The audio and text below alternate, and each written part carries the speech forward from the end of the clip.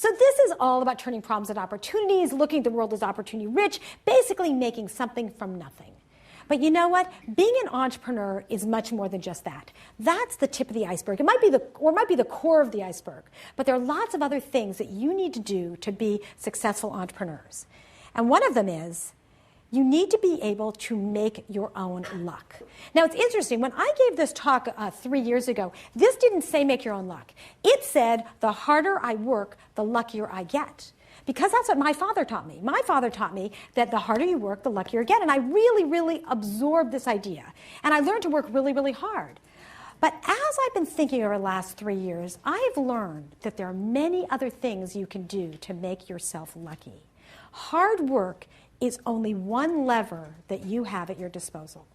Because you can make yourself lucky, you need to be open-minded, you need to be optimistic, you need to look at the world through a special set of lenses. In fact, one of my colleagues from Chile, Carlos Vignola, always says to his students, if you go into a room and you do not meet someone new, at the least you've missed out on an opportunity of learning something or making a friend, and at the most, making $1 million.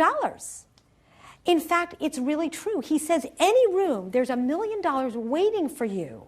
You just have to find it. In fact, it's funny because a couple of weeks ago when we were hosting Steve Ballmer as a speaker, that made sense. He was in his dorm and down the hall was Bill Gates. There was certainly more than $1 million down the hall, right? So I encourage you to look around all the people who were sitting right here. Where are the opportunities? And this happens everywhere, all the time. Let me tell you a fun little story that brings this to life.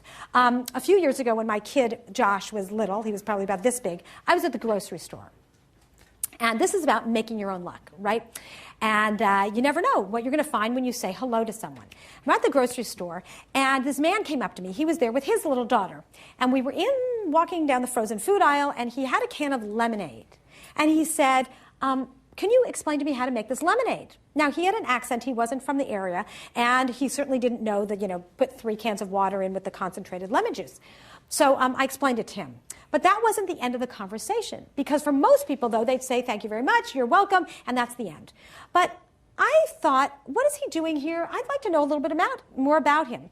So when I got in line at the checkout stand, there were several choices, and I got in line behind him. I was not stalking him. I just was sort of curious. And in fact, that's the point. It's about being curious. Okay? So I started chatting, and I said, gee, you seem like you're new in town. What are you doing here? So at first he was a little bit, cautious, like, why are you asking me this? But I was very friendly and nice. And he said, well, I'm here. I'm from Chile. I'm from Santiago, and I'm going to be taking over my family's business. And I am here in Silicon Valley for a while to learn about entrepreneurship and innovation. I said, that's so great. I actually work at Stanford and am involved with this program where we teach people about entrepreneurship and innovation, and I'd be happy to help you out. So here's my card. If I can be helpful in any way, feel free to give me a call. So he gave me a call or sent me an email, and I introduced him to a few people who might be helpful. I had some friends who are from Chile who I got him connected to. He ended up bringing an entourage of people to the area who knew. He brought the president of the country and 2,500 other people. But, he was a really nice guy, and I just was helpful. A few years later, I ended up finding myself down in Chile. I went down, we were running a conference there, a roundtable on entrepreneurship education, and I was there with a couple of my colleagues. You might know them, Deborah Dunn and Randy Commissar were there with me. And I called up, his name was Eduardo, and I sent him an email, and I said, Eduardo, I'm going to be down in Santiago. Can we get together for a cup of coffee? Would that work for you? He said that would be great. But as the time came up, he sent me another message, said, I'm too busy, I just can't make it. But do me a favor, go to this building, there's an office building in the middle of the city, go there, bring a couple colleagues, and that's why I mentioned Deborah and Randy, because they came along with me, and he says, I've got a treat for you. So we went there, we got met by one of his colleagues, who took us up to the roof of the building.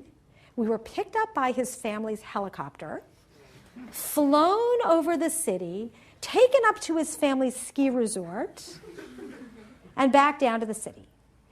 And that's what it's all about. I have to... No, the point is, here's the deal. Being an entrepreneur and making your own luck is not about turning lemons into lemonade. It's about turning lemonade into helicopters.